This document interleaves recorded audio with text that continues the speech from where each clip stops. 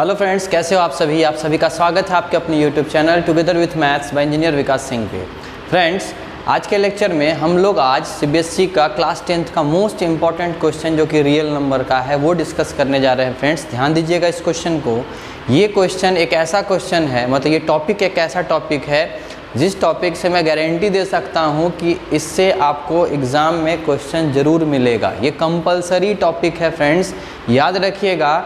इस टॉपिक से एग्ज़ाम में क्वेश्चन फिक्स है कि आपको देखने के लिए ज़रूर मिलेगा फ्रेंड्स, इसलिए ध्यान दीजिएगा।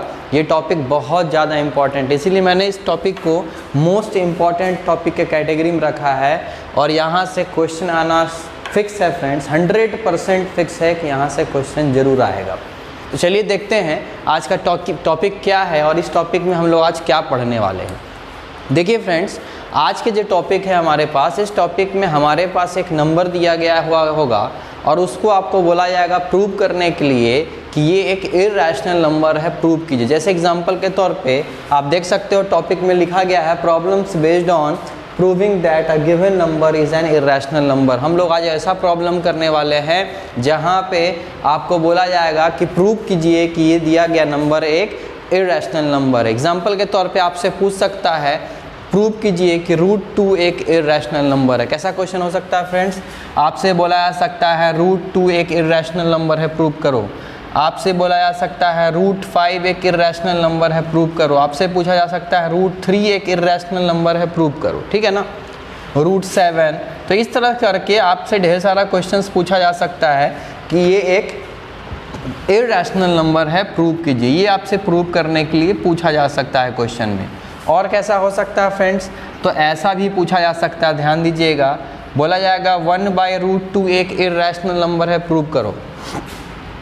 1/3√2 एक इरैशनल नंबर है, प्रूव करो। ठीक है, 2√3 एक इरैशनल नंबर है, प्रूव करो। 3√7 एक इरैशनल नंबर है, प्रूव करो। तो इस तरह से भी करके आपके पास क्वेश्चंस पूछे जा सकते हैं। और कैसा क्वेश्चन पूछा जा सकता है फ्रेंड्स? तो और पूछा जा सकता है कैसा, 2 + √2 एक इरैशनल नंबर है, प्रूव कीजिए। आपसे पूछा जा सकता है 3 - √7 एक इरैशनल नंबर है, प्रूव कीजिए। आपसे पूछा जा सकता है 2 + 5√3 एक इरैशनल नंबर है, प्रूव कीजिए। तो इस टाइप्स के डिफरेंट टाइप्स के नंबर्स आपके पास दिए गए होंगे और हम एग्जैक्टली जान रहे हैं कि ये सारे एक इरैशनल नंबर्स हैं और आपसे पूछा जाएगा, बोला जाएगा प्रूव कीजिए कि ये एक इरैशनल नंबर है। अब कैसे प्रूव करिए? तो हम समझ रहे हैं कि एक इरैशनल नंबर है, बट मैथमेटिकली हमें बताना है प्रूव करके कि ये हमारा दिया गया एक इरैशनल नंबर है। इसको आपको मैथमेटिकली प्रूव करना है। ध्यान दीजिए फ्रेंड्स, ये तो हम समझ रहे हैं कि ये सारे हमारे इरैशनल नंबर्स हैं, ठीक है ना। इतना तो आपको पता होगा कि ये सारे इरैशनल नंबर्स हैं। आपको पता होगा कि सम ऑफ रैशनल प्लस इरैशनल हमेशा एक इरैशनल होता है। रैशनल में से इरैशनल को सब्ट्रैक्ट करो तो भी वो इरैशनल ही होता है। तो ये सब बेसिक जानकारी है जो कहीं ना कहीं आप लोगों ने 9th क्लास में पढ़ा होगा, ठीक है। तो इन्हीं चीज़ों के ऊपर, इन्हीं कंसेप्ट्स के ऊपर हमें अब समझना है कि हम इस टाइप के क्वेश्चंस को किस तरह से डिस्कस करें, ठीक है। देखिए फ्रेंड्स, एक चीज़ याद रखिएगा, ये हमारा जो क्वेश्चन आपको दिखाई दे रहा है इस पहला दूसरा वाला में, ये सिंगल टर्म वाला है फ्रेंड्स। ध्यान दीजिएगा, यहाँ आपको सिंगल टर्म में वैल्यू दिखाई दे रहा होगा। तो जितने भी सिंगल टर्म वाले हैं फ्रेंड्स, उन चीज़ों को प्रूव करने का हमारा जो तरीका होगा वो थोड़ा सा डिफरेंट होगा। और जहाँ हमारे पास डबल टर्म्स दिखाई दे रहे हैं फ्रेंड्स, ध्यान दीजिए, डबल टर्म्स, ड्यूअल टर्म्स वाला जो भी हमारा कंसेप्ट होगा उनको प्रूव करने का तरीका हमारा थोड़ा सा डिफरेंट होगा। तो याद रखिएगा फ्रेंड्स, सिंगल टर्म वाला का कंसेप्ट हमारा अलग होगा, प्रूव करने का तरीका हमारा अलग होगा, और डबल टर्म्स वाले चीज़ों को प्रूव करने का तरीका हमारा थोड़ा सा अलग होगा। तो समझते हैं पहले हम कि इस टाइप के क्वेश्चंस को, जहां हमारा सिंगल टर्म दिया गया होगा तो उन टाइप के क्वेश्चन को, सिंगल टर्म वाले नंबर्स के फॉर्म में जो क्वेश्चन अवेलेबल होगा उन्हें हम किस तरह से प्रूव कर सकते हैं। तो चलिए देखते हैं कि इन क्वेश्चंस का प्रूव किस तरह से किया जा सकता है। देखिए फ्रेंड्स, हमारे पास एक क्वेश्चन हम लोग सबसे पहले एज्यूम कर लेते हैं, कोई भी क्वेश्चन उठा लेते हैं, ठीक है। तो मैं आपके सामने एक क्वेश्चन लिख रहा हूँ, ध्यान दीजिएगा। मैंने यहाँ क्वेश्चन लिखा है prove that √2 is an irrational number. Prove क्या करने बोला गया है फ्रेंड्स? तो आपसे प्रूव करने के लिए बोला गया है कि रूट 2 एक इरैशनल नंबर है, आप इसे बोला गया है प्रूव करके बताओ। ठीक है, चलिए अब एक चीज़ ध्यान दीजिएगा फ्रेंड्स, ठीक है, एक चीज़ ध्यान दीजिएगा। सबसे पहला चीज़ कि इसको प्रूव करने से पहले मैं कुछ कंसेप्ट आपको बता रहा हूँ, वो ध्यान दीजिएगा, ठीक है। और इस कंसेप्ट को पहले आप समझो, उसके बाद फिर हम लोग इसको जब प्रूव करेंगे तो आपको कोई भी प्रॉब्लम फेस नहीं करना पड़ेगा। चलिए ध्यान दीजिएगा, एक कंसेप्ट फ्रेंड्स क्या है। एक कंसेप्ट कहता है, जैसे मान लो मैंने कहा 6 का स्क्वायर, 6 का स्क्वायर, ठीक है। तो 6 का स्क्वायर सबको पता है फ्रेंड्स कितना होता है? 36। तो 6 का स्क्वायर फ्रेंड्स मैं बोल सकता हूँ इज डिविजिबल बाय 3, ठीक है। 6 का स्क्वायर किससे डिविजिबल है फ्रेंड्स? 3 से डिविजिबल है, सही बात है। 6 का स्क्वायर मतलब फ्रेंड्स 36, और 36 किससे डिविजिबल है फ्रेंड्स? 3 से। 12 बार में कट जाता है, ठीक है। तो कंसेप्ट क्या कहता है फ्रेंड्स, थ्योरम क्या कहता है, ध्यान दीजिएगा। अगर किसी चीज़ का स्क्वायर, ठीक है ना, अगर किसी चीज़ का स्क्वायर किसी नंबर से डिविजिबल है, ठीक है ना, किसी चीज़ का स्क्वायर अगर किसी नंबर से क्या है? डिविजिबल है, तो हम बोल सकते हैं कि जिस नंबर का आप स्क्वायर किए हो, है ना, तो वो नंबर भी मतलब 6 भी उसी नंबर से डिविजिबल होगा जिससे 6 स्क्वायर डिविजिबल हो रहा था। It means 6 is also divisible bye 3। आप कोई भी नंबर उठा लो फ्रेंड्स, अगर किसी नंबर का स्क्वायर किसी दूसरे नंबर से डिविजिबल हो रहा है, तो जिस नंबर का आपने स्क्वायर किया था वो नंबर भी उस दूसरे वाले नंबर से डिविजिबल होगा। जैसे एग्जांपल के तौर पे एक और मैं एग्जांपल लेता हूँ, ठीक है। इफ 4 का स्क्वायर इज डिविजिबल बाय 2, ठीक है। 4 का स्क्वायर किससे डिविजिबल है फ्रेंड्स? 2 से। 4 का स्क्वायर कितना होता है फ्रेंड्स? 16 होता है, ठीक है ना। तो अगर 4 का स्क्वायर 16 होता है तो 16 किससे डिविजिबल है? 2 से। तो इट मीन्स जो कंसेप्ट हम लोगों ने सीखा है, तो जिस चीज़ का स्क्वायर किया है उसका वैल्यू, जिसका स्क्वायर मतलब 16 2 से डिविजिबल है, तो किसका स्क्वायर था 16 फ्रेंड्स? 4 का। तो वो 4 भी 100% इस 2 से क्या होगा फ्रेंड्स? डिविजिबल होगा। तो याद रखिएगा, इस चीज़ को हम एक जनरल फॉर्म में समझते हैं। जनरल फॉर्म क्या कि if P square is divisible by n, अगर पी स्क्वायर किससे डिविजिबल है फ्रेंड्स? n से डिविजिबल है, तो हम क्या बोल सकते हैं? Then we can say p is also divisible by n। तो हम क्या बोल सकते हैं कि p भी किससे डिविजिबल होगा फ्रेंड्स? n से होगा, ठीक है ना। ये पहला कंसेप्ट है जो आपको ध्यान में रखना है। इस कंसेप्ट का मैं इस्तेमाल करने वाला हूँ कहाँ फ्रेंड्स? इरैशनल नंबर प्रूव करने के लिए, ठीक है, ध्यान दीजिएगा। और साथ साथ हम लोग यहाँ पे यूक्लिड्स डिवीज़न लेमा, जो कि आपको पता होगा, अगर a और b हमारा कोई 2 पॉजिटिव इंटीजर होता था और हमारा इसमें से a मान लो b से क्या है? बड़ा है, और a को अगर b डिवाइड करता है तो हमें q और r नाम का 2, ठीक है ना, पॉजिटिव इंटीजर्स और मिलते थे, सॉरी 2 नॉन नेगेटिव इंटीजर्स और मिलते थे, ठीक है। याद होगा आपको नॉन नेगेटिव इंटीजर्स मतलब, तो नॉन नेगेटिव इंटीजर्स का मतलब होता है होल नंबर, ठीक है, बताया था मैंने इसके बारे में। तो अगर a और b नाम का 2 पॉजिटिव इंटीजर्स आपके पास दिया गया, जहाँ a ग्रेटर देन क्या है? b है, और अगर a को b क्या करता है फ्रेंड्स? डिवाइड करता है, तो वहाँ पे हमें 2 नॉन नेगेटिव इंटीजर्स दिखाई देते हैं डिवीज़न करते समय। तो इस कंडीशन में यूक्लिड्स ने एक कंसेप्ट सिखाया, तो उस हिसाब से a को हम लिख सकते हैं b into Q plus R, जहाँ हम लोगों ने सीखा था यूक्लिड्स डिवीज़न लेमा में कि ये हमारा डिविडेंड का काम करता है, ये हमारा डिवाइज़र का काम करता है, ये हमारा क्वोशिएंट का काम करता है, और ये हमारा रिमाइंडर का काम करता है। तो ये कंसेप्ट हम लोगों ने सीखा हुआ था फ्रेंड्स कहाँ? तो ये कंसेप्ट हम लोगों ने सीखा था यूक्लिड्स डिवीज़न लेमा के अंदर, ठीक है। तो यूक्लिड्स डिवीज़न लेमा के अनुसार भी हम लोग यहाँ पे इरैशनल नंबर को प्रूव करने के लिए इसका इस्तेमाल करेंगे, ठीक है। और यहाँ एक चीज़ आप लोगों ने पढ़ा भी होगा कि रिमाइंडर जो होता है फ्रेंड्स, वो हमेशा ग्रेटर देन इक्वल टू 0 होता है, एंड लेस देन क्या होता है फ्रेंड्स? डिवाइज़र होता है, ठीक है ना। तो remainder is always greater than equal to 0 and less than the divisor. मतलब अगर किसी चीज़ को हम 2 से डिवाइड करते हैं तो पॉसिबल रिमाइंडर्स क्या आ सकता है, 0 और 1। 3 से डिवाइड करते हो तो 0, 1 एंड 2। तो ये सब कंसेप्ट मैंने पिछले लेक्चर्स में पढ़ाया हुआ है, उन्हीं चीज़ों का मैं इस्तेमाल करूँगा जिसके बेसिस पे हम किसी नंबर को एक इर्रेशनल नंबर प्रूव कर सकते हैं। चलिए, तो ये 2 कंसेप्ट आपको समझ में आ गया होगा। इन 2 कंसेप्ट के साथ साथ मैं एक और कंसेप्ट इस्तेमाल करूँगा जो हम लोगों ने सबसे पहले लेक्चर में ही पढ़ा था, अबाउट रैशनल नंबर। तो आपको पता होगा रैशनल नंबर, रैशनल मतलब स्टैंडर्ड रैशनल नंबर। मैंने बहुत बार बताया हुआ है फ्रेंड्स कि अगर हम रैशनल नंबर का बात करेंगे तो हमेशा हम बात करेंगे कि स्टैंडर्ड रैशनल नंबर का।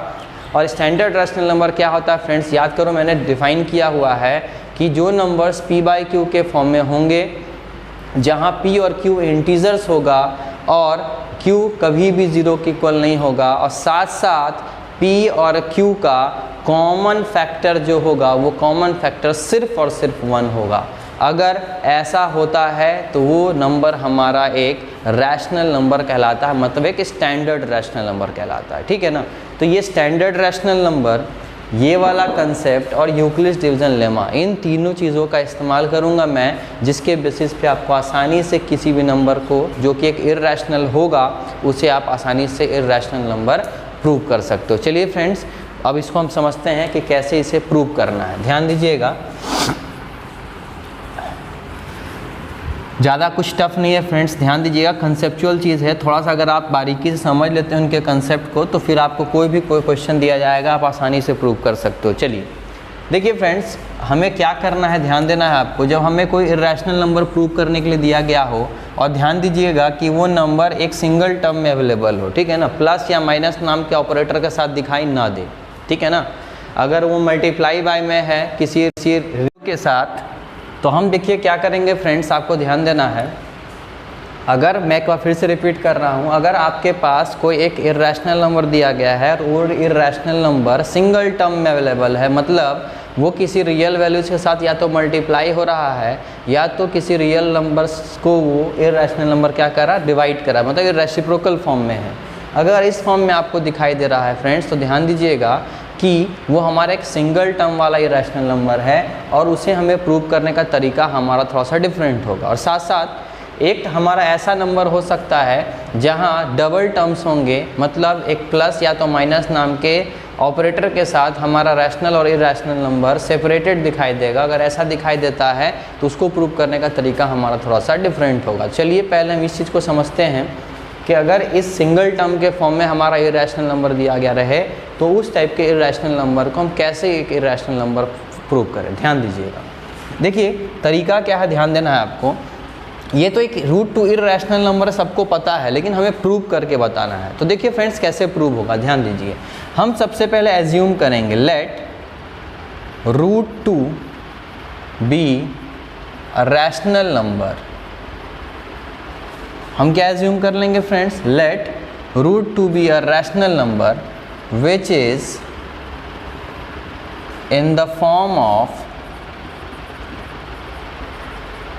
p/q and q not equal to 0 also, ठीक है, चाहे ऐसे कर सकते हो, which is in the form of p/q where p and q are integers, comma q not equal to 0 and p and q have 1 as common factor। ठीक है, हम लोग एज्यूम कर लिए सबसे पहले फ्रेंड्स कि √2 हमारा क्या है, एक रैशनल नंबर है, ये हम सबसे पहले एज्यूम कर लिए। ठीक है, अगर √2 को हम लोगों ने एक रैशनल नंबर एज्यूम किया है तो इट मीन्स ये √2 एक रैशनल नंबर है, तो 100% ये √2 किसके फॉर्म में दिखेगा, तो ये दिखेगा हमारा p/q के फॉर्म में। और अगर ये एक रैशनल नंबर है तो अगर ये p/q के फॉर्म में दिख रहा होगा तो इट मीन्स वो एक स्टैंडर्ड रैशनल नंबर तभी कहलाएगा जब p और q इंटीजर्स होंगे, q नॉट इक्वल टू 0 होगा and the common factor of p and q must be equal to 1। अगर ऐसा होता है तो इस √2 को हम एक स्टैंडर्ड रैशनल नंबर के कैटेगरी में रख सकते हैं। तो हम लोगों ने फ्रेंड्स एज्यूम किया है, सपोज किया है, हम लोग कंसीडर किया है कि √2 एक रैशनल नंबर है। और हम लोग अब क्या करेंगे फ्रेंड्स, अपने कंसिडरेशन को, जो हम लोगों ने कंसीडर किया है, जो हम लोगों ने सपोज किया है, अपने सपोज पार्ट को हम लोग गलत बताएंगे कि हम लोगों ने जो सपोज किया है, हम लोगों ने जो कंसीडर किया है वो गलत है। तो वो गलत हमको बताना है और गलत बता करके तब हम एग्जैक्टली कह पाएंगे कि हमारा वो नंबर जो है वो एक इर्रेशनल नंबर। अगर रैशनल नहीं हुआ तो 100% वो एक इर्रेशनल नंबर, ये सब समझते होंगे, क्योंकि √2 एक रियल नंबर है। अगर ये रियल है, अगर हम लोग कैसे भी करके इसको रैशनल बता दे कि नहीं है, तो ऑटोमेटिकली वो क्या कहलाएगा फ्रेंड्स, एक इर्रेशनल नंबर कहलाएगा। तो हम लोगों ने सपोज किया हुआ है कि रैशनल है, अब हम गलत ठहराएंगे कि हम लोगों ने जो माना हुआ है, सपोज क्या हुआ, ये गलत है, और उसको गलत करने का तरीका क्या है ध्यान दीजिएगा। तो जब हम लोगों ने √2 को एक रैशनल नंबर माना है तो हम एग्जैक्टली बोल सकते हैं कि √2 इज इक्वल टू क्या होगा फ्रेंड्स, अगर रैशनल है तो 100% p/q के फॉर्म में होगा। ठीक है, तो हम लोग इस तरह से इसको लिख सकते हैं। अब ध्यान दीजिए मैं क्या कर रहा हूँ। तो अगर आप देख सकते हो कि √2 बराबर p/q मैंने लिख दिया है एक रैशनल नंबर होने के कारण, तब हम इसको ऐसा लिख सकते हैं, मतलब इतना इज इक्वल टू इतना बोल सकता हूँ मैं, रैशनल है तो इसके बराबर होगा। ठीक है, अब थोड़ा सा हम रूट को हटाने का कोशिश करेंगे ताकि ये रैशनल की तरह दिखाई देना शुरू हो जाए। तो फ्रेंड्स इस रूट को हटाने के लिए हम क्या करेंगे, स्क्वायरिंग बोथ साइड्स। ठीक है, हम लोग क्या करेंगे, स्क्वायरिंग बोथ साइड्स करेंगे ताकि ये रूट हट जाए, थोड़ा रैशनल की तरह दिखाई देना शुरू हो जाए। तो अब क्या होगा फ्रेंड्स, ये हो जाएगा 2 इज इक्वल टू p²/q²। ठीक है, अब ध्यान देना है फ्रेंड्स, अब यहाँ से हमारा काम शुरू होता है, जो इम्पोर्टेंट काम है वो ध्यान दीजिएगा आप। क्या है, हम जो हमारे पास रिजल्ट आया स्क्वायरिंग बोथ साइड करने के बाद, इस एक्सप्रेशन को हम यूक्लिड्स डिवीज़न लेमा के फॉर्म में कन्वर्ट करने का कोशिश करें। कैसे, ध्यान दीजिए। अगर इसको हम क्रॉस मल्टीप्लाई करें फ्रेंड्स, तो यहाँ से मैं p² is equal to 2 × q² बोल सकता हूँ। ठीक है ना, क्रॉस मल्टीप्लाई किया जाए तो यहाँ कुछ नहीं है, 1 है, तो p² इज इक्वल टू मैं क्या बोल सकता हूँ, 2q²। क्यों लिखा फ्रेंड्स मैंने इस तरह से, इसीलिए लिखा हूँ, ध्यान दीजिए, मैंने इस तरह से इसको इसीलिए लिखा है ताकि मैं इस p² को थोड़े देर के लिए डिविडेंट मान लूँ। ठीक है, इस 2 को मैं क्या मान लूँ फ्रेंड्स, डिवाइज़र मान लूँ, और 2 को, और q² को मैं क्या मान लूँ फ्रेंड्स, कोशेंट मान लूँ। ठीक है, और आप देख सकते हो एक्चुअली होता है dividend is equal to divisor into quotient plus remainder. यहाँ प्लस रिमाइंडर कुछ नहीं दिख रहा, इट मीन्स रिमाइंडर 0 है। और आप समझ सकते हो जब किसी चीज़ का रिमाइंडर 0 आता है, it means dividend is exactly divisible by the divisor. तो हम बोल सकते हैं कि p² कोई नंबर रहा होगा और वो p² 2 नाम के नंबर से जब डिवाइड हुआ होगा तो कोशेंट कितना आया होगा फ्रेंड्स, कोई q² नाम का नंबर आया होगा। ठीक है, और एग्जैक्टली डिविजिबल हो जाने के कारण यहाँ रिमाइंडर हमको 0 मिला होगा। ठीक है ना, तो अगर कोई चीज़ एग्जैक्टली डिविजिबल हो जाता है किसी नंबर से तो हम बोल सकते हैं कि उसका रिमाइंडर 0 आएगा। तो हम लोगों ने इसको यूक्लिड्स डिवीजन लेमा के फॉर्म में कन्वर्ट करने का कोशिश किया और दिखाया कि यहाँ रिमाइंडर 0 है, और अगर रिमाइंडर 0 है तो हम बोल सकते हैं this dividend that is p² is exactly divisible by the divisor 2। ठीक है ना, तो सिंपल सा चीज़, एक सिंपल सा बात समझाना चाहता हूँ फ्रेंड्स, ध्यान दीजिएगा। अगर मैं बोल रहा हूँ, आपसे मैंने पूछा 4 का फैक्टर क्या होगा, तो आपने बोला कि 4 का फैक्टर 1 होगा, 2 होगा और 4 होगा। तो फ्रेंड्स फैक्टर का मतलब क्या होता है, तो फैक्टर का मतलब होता है कि उसके फैक्टर्स वो कहलाएंगे जो इसको कंप्लीटली डिवाइड कर देगा।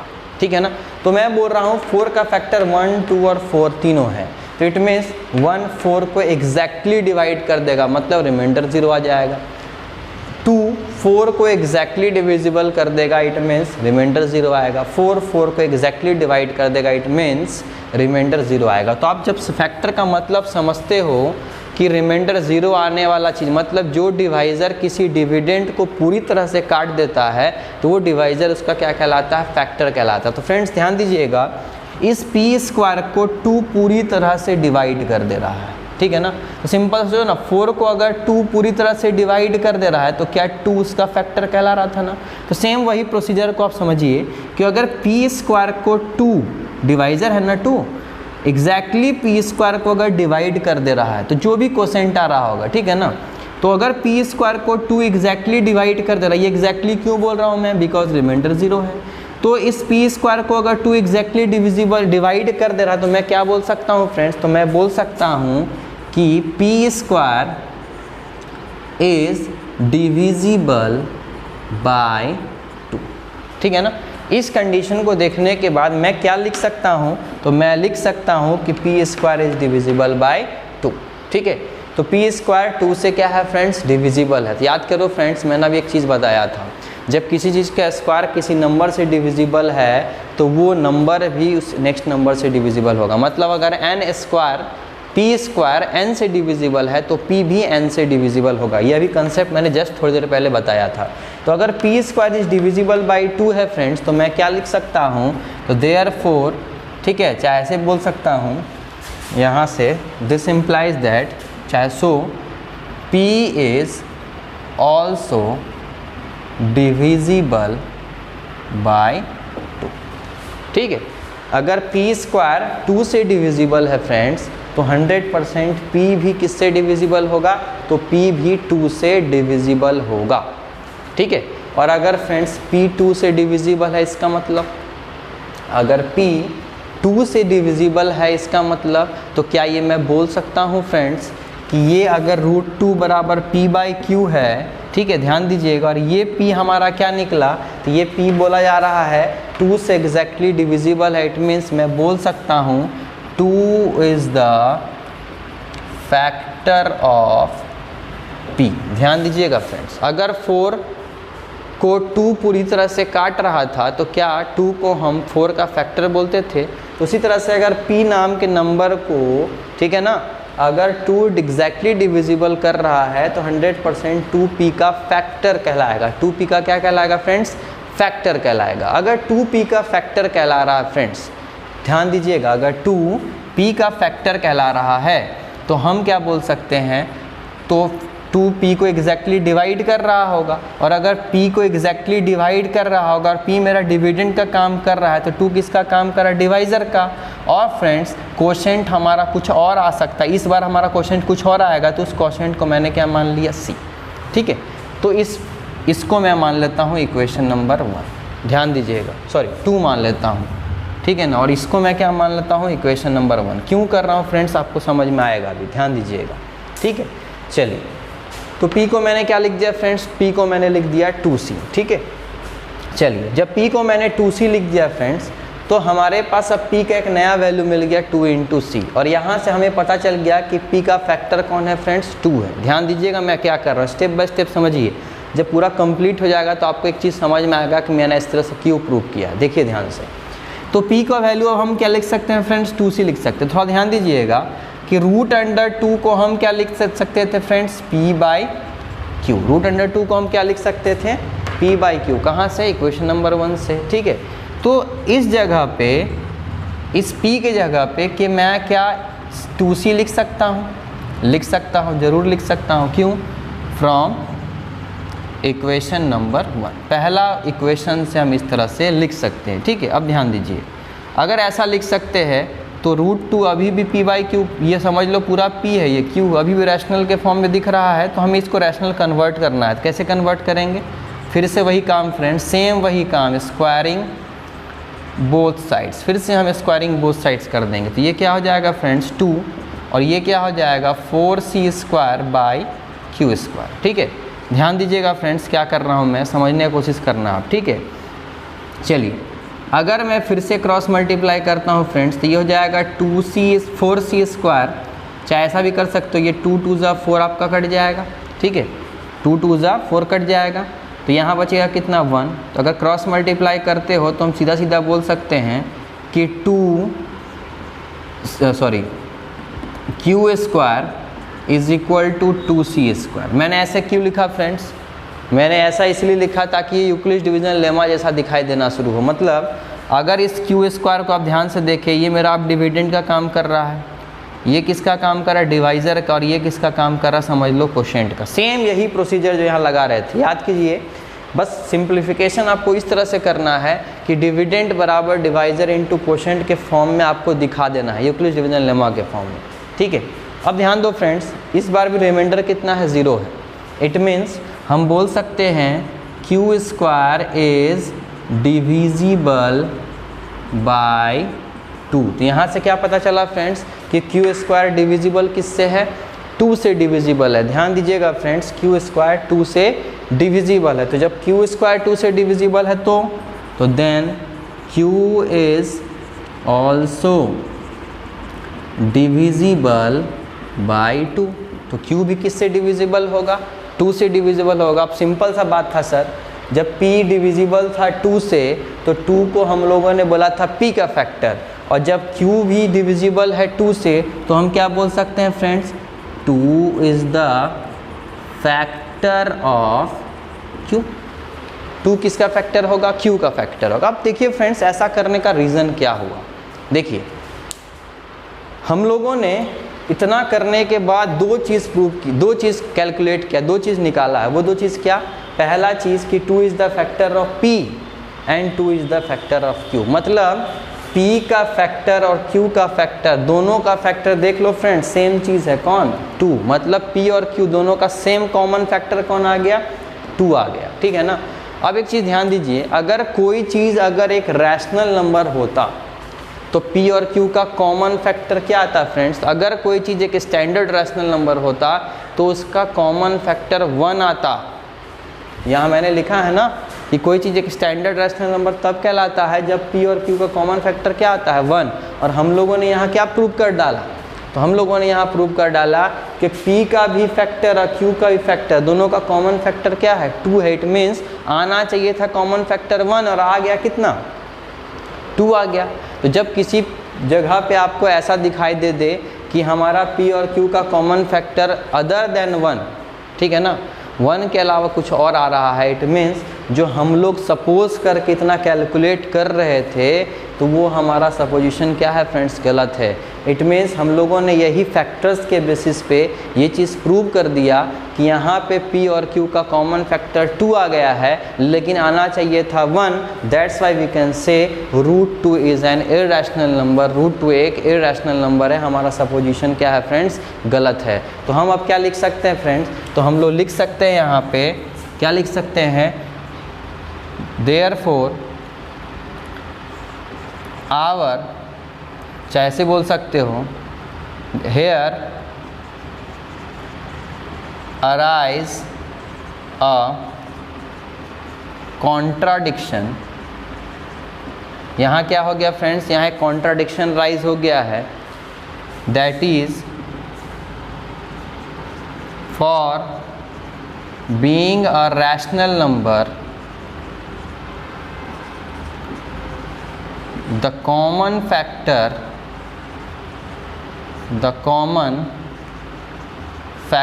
of p and q must be 1।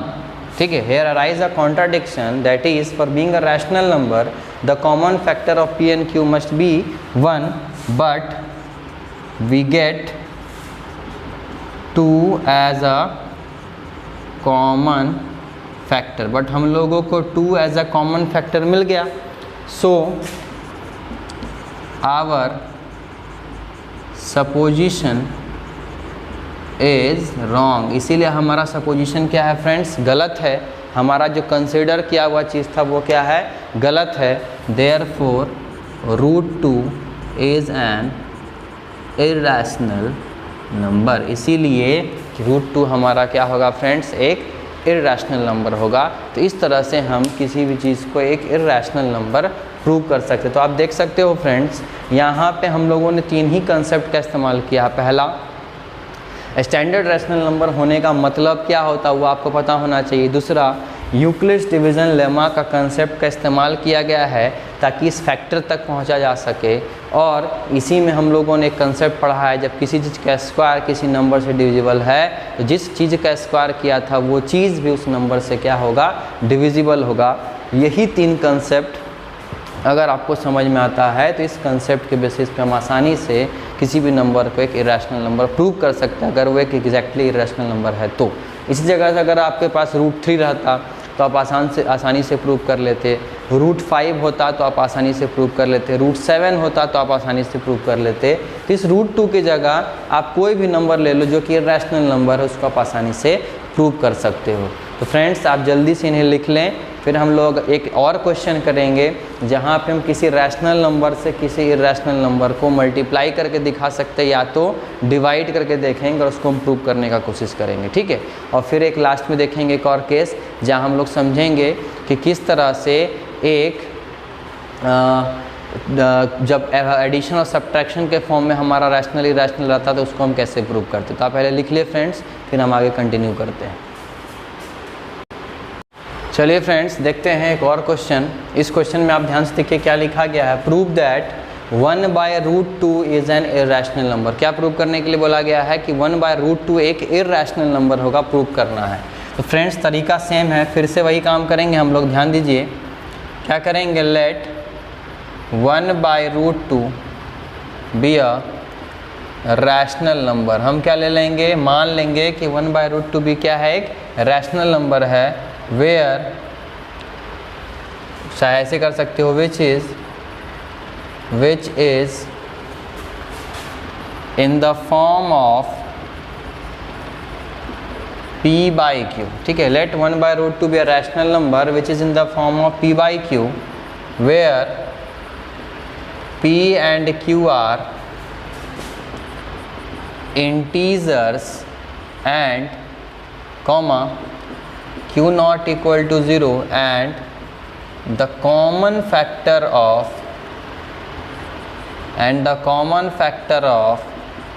p and q must be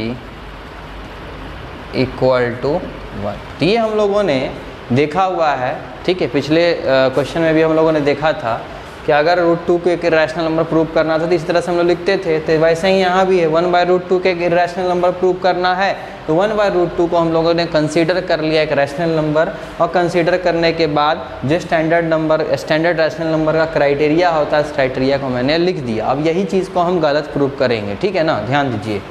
तो हम क्या लेंगे फ्रेंड्स, 1/√2 को p/q मैंने मान लिया, इसको मैंने मान लिया इक्वेशन नंबर 1। अब ध्यान दीजिए फ्रेंड्स क्या करूँगा, फिर से वही बात, ये 1/√2 p/q के फॉर्म में है। इट मीन्स इस चीज़ को हम पहले थोड़ा सा रूट से फ्री करते हैं ताकि एक रैशनल नंबर ऐसा थोड़ा थोड़ा दिखाई देना शुरू हो। तो हम क्या करेंगे उसके लिए, स्क्वायरिंग बोथ साइड्स। हम लोग क्या करेंगे फ्रेंड्स, स्क्वायरिंग बोथ साइड्स कर देंगे। तो ये क्या हो जाएगा, ये हो जाएगा 1/2 इज इक्वल टू p/q। आ गया। अब यहाँ के बाद मैंने बारह बताया फ्रेंड्स, डिविडेंड बराबर डिवाइजर इनटू क्वोशिएंट के फॉर्म में कन्वर्ट करने की कोशिश करो। जो डिविडेंड बन सकता बनाओ, कोई दिक्कत नहीं। चलिए तो कैसे, सोचो कि डिविडेंड कौन बन सकता है, और सॉरी ये p² और ये q² हो जाएगा, स्क्वायरिंग बोथ साइड होगा तो, ठीक है। चलिए अब सोचिए कि यहाँ कौन सा डिविडेंड बन सकता है, कौन डिवाइजर कौन क्वोशिएंट। तो सिंपल सा है, ये मल्टीप्लाई होगा 1 से तो ये q² और ये इससे मल्टीप्लाई होगा तो 2p²। तो मतलब इस बार मेरा डिविडेंड काम कौन कर रहा है, q², डिवाइजर का काम कौन फ्रेंड्स 2, और क्वोशिएंट का काम कौन कर रहा है, p², ठीक है। चलिए अब इसी चीज़ को देखते हुए हम समझते हैं कि डिविडेंड बराबर डिवाइजर इनटू क्वोशिएंट के फॉर्म में और रिमाइंडर 0 है। इट मीन्स हम क्या बोल सकते हैं कि ये डिवाइजर इस डिविडेंड को पूरी तरह से डिवाइड कर देता होगा। मतलब q² is divisible by 2। q² किससे डिविजिबल है फ्रेंड्स, तो q² 2 से डिविजिबल है।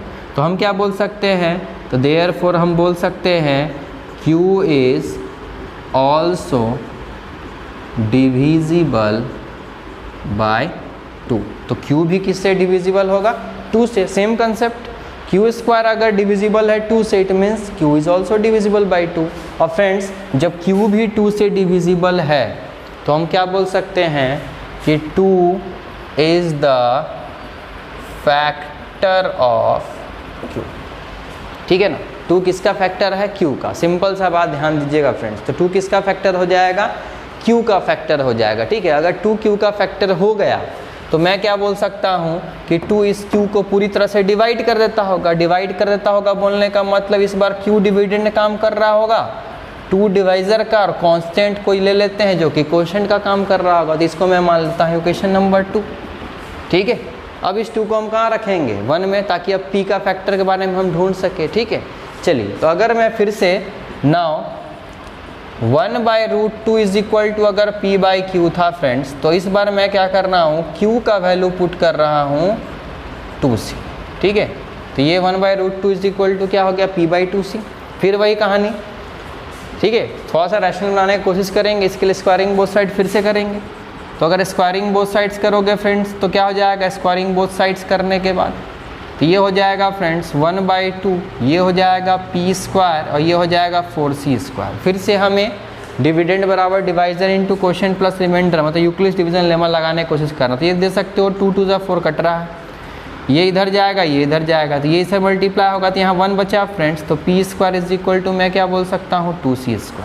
ठीक है, मतलब इस बार डिविडेंड का काम P², डिवाइजर का काम 2 और क्वोशिएंट का काम फ्रेंड्स C²। तो हम क्या बोल सकते हैं कि डिविडेंड को डिवाइजर एग्जैक्टली डिवाइड कर रहा होगा, मतलब P² इज डिविजिबल बाय 2।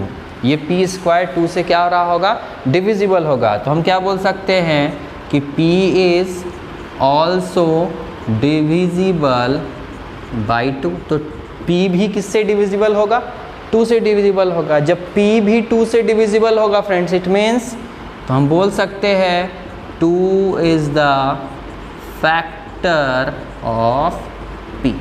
तो हम लोगों ने निकाल लिया कि P का फैक्टर कौन निकला 2 और Q का भी फैक्टर कौन निकला फ्रेंड्स 2। तो P और Q का कॉमन फैक्टर क्या है 2। अगर स्टैंडर्ड रैशनल नंबर होना चाहिए था तो कॉमन फैक्टर क्या होना चाहिए था 1।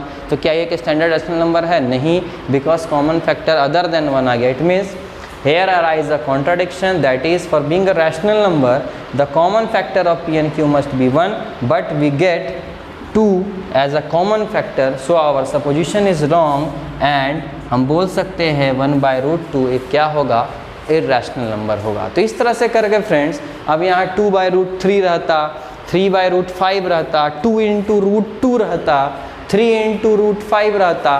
तो यही कंसेप्ट है फ्रेंड्स, इस कंसेप्ट का फॉलो करिए, आराम से आपका पूरा का पूरा क्वेश्चन प्रूव हो जाएगा फ्रेंड्स। और ये इस टाइप का क्वेश्चन जो कि इस टॉपिक से रिलेटेड जो भी क्वेश्चन हम लोग कर रहे हैं फ्रेंड्स, ये सारे क्वेश्चन बहुत इंपॉर्टेंट है। इसी टाइप का क्वेश्चन आपको एग्जाम में एक ज़रूर पूछता है अक्सर। √2, √5, √7, 1/√2 इन सब टाइप का क्वेश्चंस एग्जाम में अधिकतर देखा गया है। इस टाइप के क्वेश्चंस को बोर्ड एग्जाम में पूछा गया है, बहुत बार पूछा गया है और हर साल एग्जाम में इससे रिलेटेड क्वेश्चन एक ज़रूर आता है फ्रेंड्स। तो आप पहले इस चीज़ को लिख ले फ्रेंड्स। फिर एक और टाइप का हम क्वेश्चन करेंगे जहाँ हम लोग देखेंगे कि वहाँ प्लस और माइनस नाम का ऑपरेटर अगर आ जाता है तो उस टाइप के क्वेश्चन को हम कैसे सॉल्व करते हैं। चलिए फ्रेंड्स इसको आप लिख ले, ये सिंगल टर्म वाला है, ठीक है। अब हम लोग डुअल टर्म का देखते हैं, पहले इसको आप कर लीजिए। चलिए फ्रेंड्स देखिए अब ये नेक्स्ट क्वेश्चन ध्यान दीजिए। इस नेक्स्ट क्वेश्चन में आपको क्या लिखा गया है, prove that 15 + 17√3 is an irrational number. तो आप देख सकते हो क्वेश्चन आपको पहचान में आ रहा होगा, यहाँ 2 टर्म्स दिखाई दे रहे हैं जो कि प्लस से क्या है, सेपरेटेड है। इस प्लस के जगह पे फ्रेंड्स माइनस भी हो सकता है, ठीक है। तो इस टाइप के क्वेश्चंस को जहाँ डबल टर्म्स दिखाई दे रहा होगा, जो कि एक्सप्रेशन प्लस माइनस से सेपरेटेड दिख रहा होगा, जहाँ आप देख सकते हो ये एक रैशनल है और ये एक रैशनल है और ये एक इर्रेशनल। तो आपको पता होगा जब रैशनल से इर्रेशनल को मल्टीप्लाई करते हैं तो एक इर्रेशनल मिलता है और इर्रेशनल को रैशनल से जब जोड़ते हैं तो एक इर्रेशनल मिलता है। इट मीन्स ये एक इर्रेशनल नंबर तो है, लेकिन हमें बोला गया प्रूव करो। कैसे प्रूव करो, ध्यान दीजिए। तो इस टाइप के क्वेश्चंस को प्रूव करने का तरीका थोड़ा सा आसान हो जाता है पहले के कंपैरिजन में। कैसे, ध्यान दीजिए। तो यहाँ पे हम लोग फिर वही काम करेंगे, हम लोग सपोज कर लेंगे let 15 + 17√3 be a rational number, ठीक है। 15 + 17√3 हमारा क्या है फ्रेंड्स, एक रैशनल नंबर है जो कि P/Q के फॉर्म में होना चाहिए अगर रैशनल नंबर माने हैं तो। और वहाँ P और Q क्या होगा, इंटीजर होगा, Q ≠ = 0 होगा and the common factor of P and Q must be equal to कितना होगा फ्रेंड्स, 1 होगा। तो ये चीज़ जो हमारा कहीं ना कहीं सिंपल सा कंसेप्ट है जो हम लोगों ने स्टैंडर्ड रैशनल नंबर के बारे में पढ़ा हुआ है, उन चीज़ों को मैंने यहाँ पर रिप्रेजेंट कर दिया। अब ध्यान दीजिए क्या होगा। तो ये 15 + 17√3 किसके इक्वल होगा फ्रेंड्स, P/Q के इक्वल होगा, ठीक है। अब ध्यान दो फ्रेंड्स, मैं यहाँ क्या करने वाला हूँ। अब आपको एक चीज़ ध्यान दीजिए, सिंप्लीफिकेशन करना है ताकि आप जितने भी रैशनल टर्म्स हैं उन रैशनल टर्म्स को आप एक तरफ करो। यहाँ पे मैंने P/Q को दिखाया है कि अगर रैशनल होगा तो वो P/Q के फॉर्म में होगा। इट मीन्स अगर इस चीज़ को मैंने कंसीडर किया है एक रैशनल तो 100% ये तो रैशनल है ना। तो हम क्या करेंगे, इसमें से अब जो भी रैशनल उसको हम एक तरफ छाटेंगे। मतलब हम क्या करेंगे, इस टाइप के क्वेश्चंस को बनाने का तरीका ध्यान दीजिए क्या है।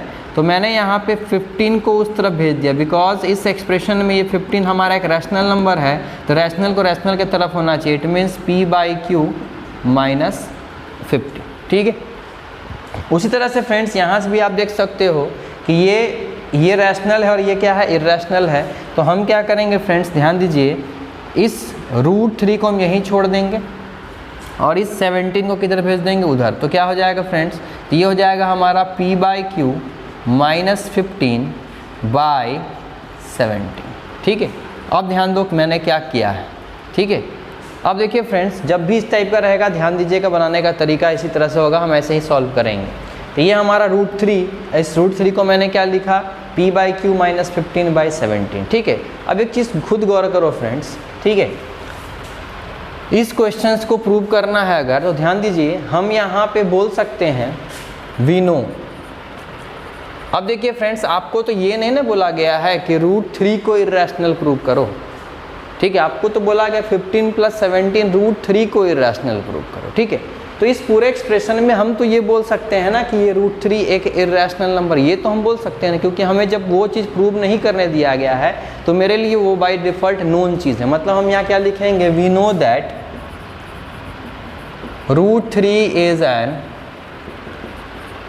Irrational number. हम क्या बोल सकते हैं कि √3 हमारा क्या है फ्रेंड्स, इर्रेशनल नंबर है। तो ध्यान दीजिए फ्रेंड्स, ठीक है, अगर √3 हमारा एक इर्रेशनल है, ठीक है, तो ये क्या है फ्रेंड्स, तो अब सिंपल सा चीज़ है, जब p/q के फॉर्म में कोई चीज़ होता है, q ≠ 0 होता है और p और q का कॉमन फैक्टर 1 होता है, तो ये एक रैशनल कहलाता है। रैशनल में से रैशनल को सब्ट्रैक्ट करोगे फ्रेंड्स तो एक रैशनल मिलेगा, और रैशनल से रैशनल को डिवाइड करोगे तो भी एक रैशनल मिलेगा। मतलब ये एक फ्रेंड्स रैशनल नंबर है और ये एक फ्रेंड्स इर्रेशनल नंबर है। तो हाउ कैन कैसे ये पॉसिबल कैसे हो सकता है फ्रेंड्स कि एक इर्रेशनल नंबर एक रैशनल नंबर के बराबर हो जाए, ठीक है।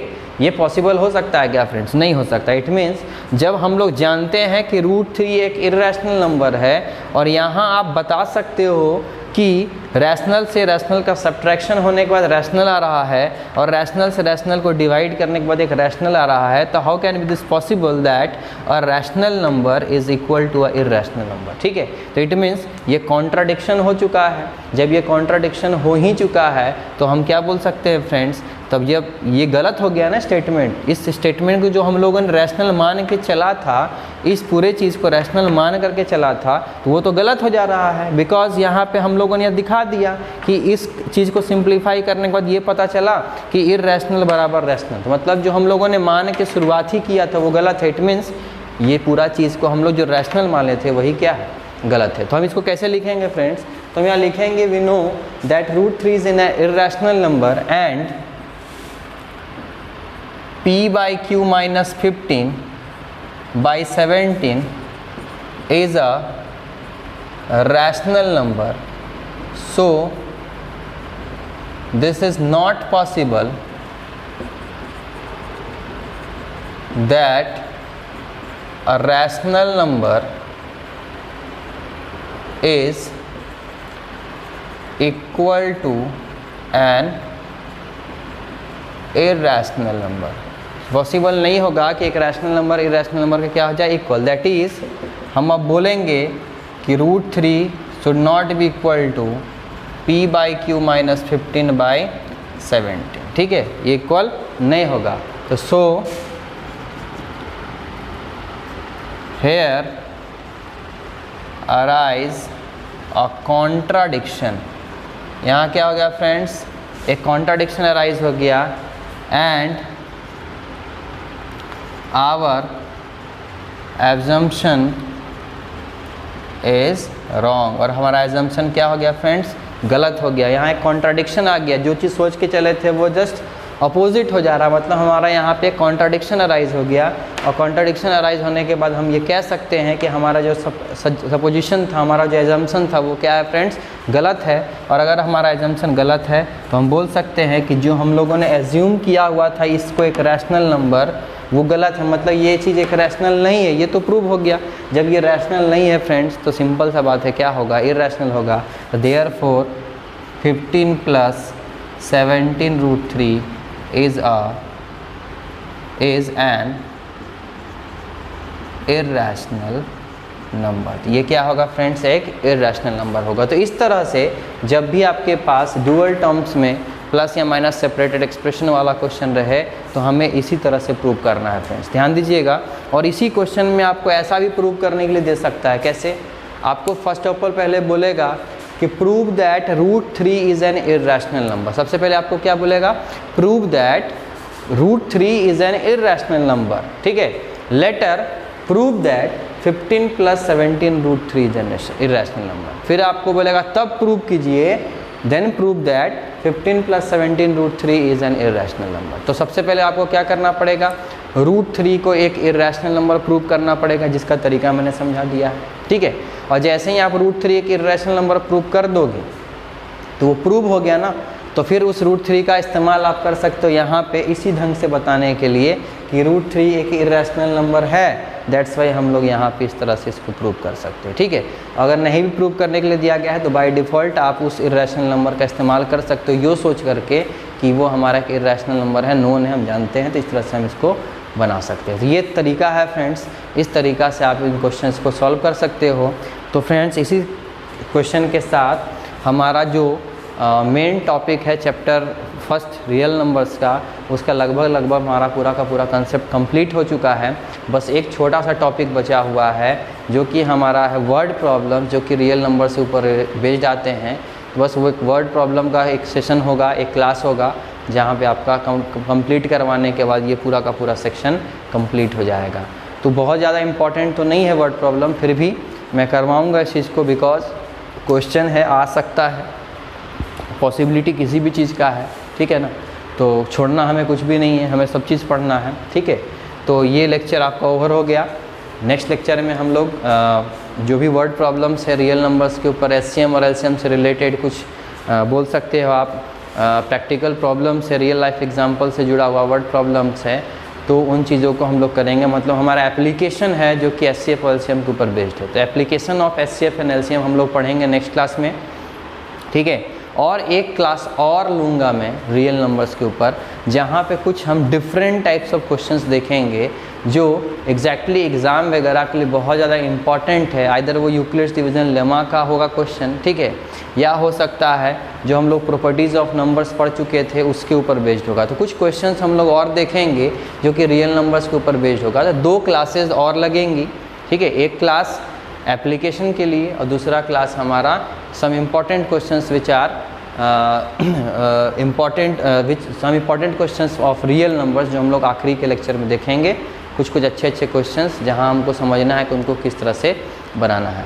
तो फ्रेंड्स आप इस चीज़ को अच्छे से बना लें, ठीक है। वीडियो को जितना हो सके आप शेयर करें, ठीक है। वीडियो पसंद आ रहा आप तो वीडियो को ज़रूर लाइक करें फ्रेंड्स, ठीक है।